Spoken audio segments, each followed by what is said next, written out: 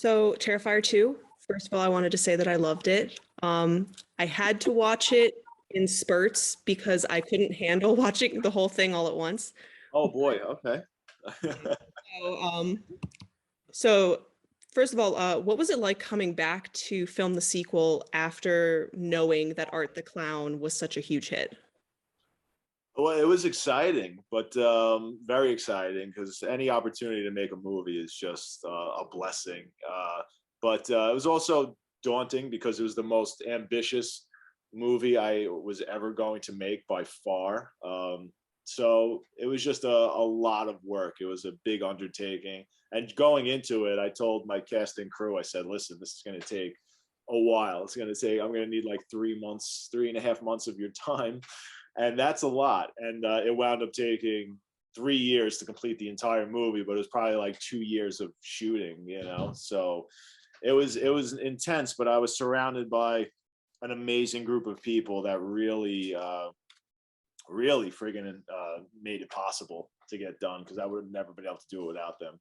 So it was fun. It was fun. I met a lot of amazing people. I've gotten so close with them, but it was a lot of work. A lot of work. Um, did COVID factor into the 3 years?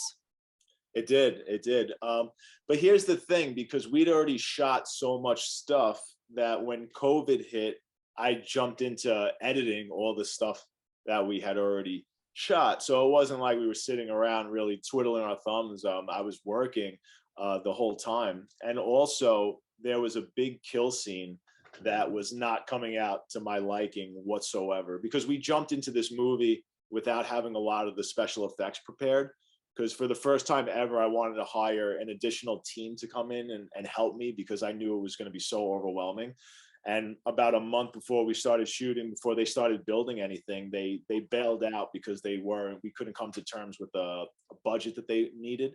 So we just had to go into it and start shooting. And my producer said, look, we can't keep postponing. We just have to start shooting and we'll figure it out. So figuring it out meant we just had to film up to a point, a special effects scene, and then we basically had a break.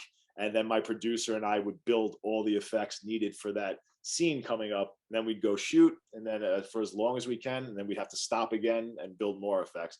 So that's what really made this movie a bitch to shoot, and that's why it took so long, honestly. So, but COVID certainly set us back months, but it was just how ambitious it was and how few people we had to work on it. Gotcha. Yeah. Um, so what is your personal relationship with Art the Clown? And then what to you makes him such a good villain? Oh, my personal relationship. I mean, he's my baby, I guess.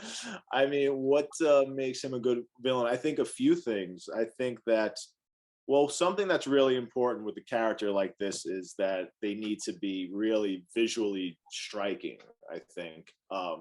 And I think he is. I mean, before I knew exactly what I had with the character and I created him for a short film, that's all I knew personally. I said, for my taste, I said, wow, this clown looks really cool and he's kind of unique, and you can see a little bit of his personality coming through in that first short film, but he's only in it for like 2 minutes. But when I showed everybody that, they said, that clown looks so crazy. He's like, you have to do more with him. I need to see more of that character. And then when I made the next short film, that's when I really turned him into a slasher and started really developing his sense of humor, his dark sense of humor and things like that. But I think that sense of humor, that levity that he brings to it, and his personality he's so expressive and he's so layered. He's not just one note. He's not just just this single-minded killing machine. He really brings a lot of these human characteristics to the table that are kind of shocking. And something that's really cool is how, and I hear a lot of people saying it about Terrifier 2, is how they'll be having such a good time with this character and laughing their asses off at what he's doing. And then a minute later, he's doing the most repulsive, sadistic thing imaginable. And you're frightened of the character and you almost like hate him and want him to stop doing what he's doing. And then a minute later, you'll be laughing with him again. And just like that ride, that mix of emotions going on, I think is kind of appealing to people because it's new and it's different. And then just delivering on the kill scenes. I think Art really delivers the good as a slasher should, and he really, he delivers the goods. I mean, you're going to see him do some nasty things with some really cool special effects. Yeah. Um, Kind of building off of that, there's a lot of talk about how this film is kind of an endurance test for horror fans. Yeah. So I just want to know your reaction to that. Yeah. Well, I certainly knew it was going to be for some people. But again, it's not like we were trying to blindside people because it is Terrifier 2. So if you see Terrifier 1, you know exactly what you're getting into because part 1 is just as graphic as this. But I mean, that was because I'm a special makeup effects artist and because when I made Terrifier 1, it was so low budget and nobody knew who we were or what we were doing. It was like we started out with 35,000. We wound up making that movie for about $50,000. So when I was making it and writing it, I wrote it as if, okay, this is my only opportunity to ever make a movie and ever get this character in front of people's faces. But why is somebody going to come and watch this movie when they can go watch a $50 million Hollywood blockbuster horror movie? Like, how are they ever going to find out about us? And I said, being a makeup effects artist, I could show things that you would never see in a Hollywood slasher movie. And we could really push the gore because we're not obligated by a studio to deliver an R-rated movie or something like that, where we have to worry about censorship. So so that's what we did. And I knew that if we pulled off some of those effects scenes, that would get people talking. But your effects like horror, like gore, only gets you so far. It's really about Art the Clown as a character. I think that's what draws people to the movie, and the gore is sort of the icing on the cake. I think Art could potentially work without the extreme gore just as well. But I have a soft spot in my heart for gore because my hero is Tom Savini, who's was responsible for Friday the 13th and Dawn of the Dead, and I grew up as a kid loving graphic violence because there were other movies that shy away from it, and you don't know as a kid what's going on, anything about censorship or just filmmaker styles and things like that. But I would always say, how come some movies you see the knife go up, it goes down, you don't see anything, and other movies you see everything, you see what's happening behind closed doors and things like that. And I always felt cheated when you didn't see it. So I like giving the audience as much as I possibly can. Maybe it's too much. Um, Only for some people. Only Yeah. for I loved the addition of the little pale girl. Um, why include her? And then what was it like working with I apologize if I mispronounce her name, but Emily. Amelie McLean. Yeah. Oh, Um, yeah, yeah, wonderful. It's wonderful working with her. But I like kind of taking cliches and tropes and putting my spin on it. Like, okay, can I do my take on it now and see if it's something different or fresh at the end of the day? So when you think like, oh, creepy kid, I mean, they're in every movie. I mean, creepy killer clown. There's nothing more cliche than that.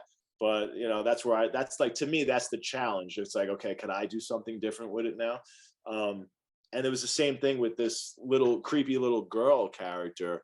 And it was really inspired by, because for Terrifier 2, I really wanted to explore the supernatural evil that's guiding and driving Art the Clown. And what is that supernatural evil that always resurrects the boogeyman? In most movies, they just gloss over it and we accept it as part of the slasher trope. It's like, oh, they always come back or whatever. But I wanted to really explore that and actually have a physical embodiment of it.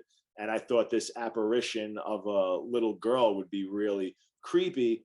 And what I was really going for was, there's this movie that I loved. It's an anthology from, I think, the late 60s, could be the early 70s, called Spirits of the Dead. And it's 3 Edgar Allan Poe stories. And one of them is directed by Fellini. It's the best one out of the 3. And the devil is in the episode, and the devil is played by this little girl. She's just in a white dress and she has red hair and she's pale, but she's not, doesn't look too horrific, but she looks, it's just her staring and smiling and being very creepy. And she just pops up every once in a while. And that always stood with me. And I said, I want to try and do my take on that one day in a movie. And this was the perfect opportunity to do that. And originally she was not supposed to be a mini Art the Clown. She was going to be in some sort of like yellow 60s kind of sundress with flowers, maybe a flower in her hair. I mean, still look demonic and creepy like she does in the movie. But then the Halloween before we started shooting, I was getting tagged in all these Instagram photos of girls dressing up as in their own versions of Art the Clown in their own cosplays. And I was like a light bulb. And I said, ooh, I said, I need to do my version of female Art the Clown. And I have this little girl character and it just makes total sense. So that's how that happened. Yeah.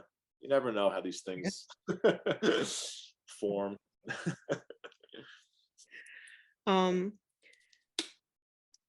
Okay. We have time for one more question.